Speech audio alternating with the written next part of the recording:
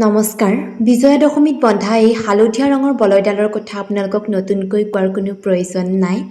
অপৰাজিতা দেৱীক পূজা পাতল কৰাৰ পাছত অপৰাজিতা ফুলৰ বিভিন্ন অংশৰে এই বলয়ডাল প্ৰস্তুত কৰা হয় যেহেতু অপৰাজিতা শব্দৰ অৰ্থই হৈছে পৰাজয় নোহোৱা গতিকে বিশ্বাস কৰা হয় যে এই বলয়ডালে গোটেই বছৰটো আমাক সুকলমে পাৰ কৰি নিয়ে বেমাৰ আজাৰ নোহোৱাকৈ তন্ত্ৰমন্ত্ৰ কবলৰ পৰা ৰক্ষা কৰি আৰু আমাক অধিক শক্তিশালী কৰি তোলে বুলি বিশ্বাস কৰা হয় অপৰাজিতা দেৱীৰ প্ৰিয় ৰং হৈছে হালধীয়া গতিকে এই হালধীয়া কাপোৰত বলয়ডাল প্ৰস্তুত কৰা হয় বুলি বিশ্বাস কৰা হয় বৈজ্ঞানিকভাৱে যদি চাওঁ তেনেহলে আমি ক'ব পাৰো যে অপৰাজিতা ফুলৰ বিভিন্ন অংশ যদি আমাৰ গাত লাগি থাকে তেনেহলে আমাৰ কোনো ধৰণৰ ছালৰ বেমাৰ নহয় আপোনালোকেও যদি এই বলয়ডাল আজিলৈকে কেতিয়াবা বান্ধি পাইছে তেনেহলে কমেন্টত জনাবলৈ নাপাহৰিব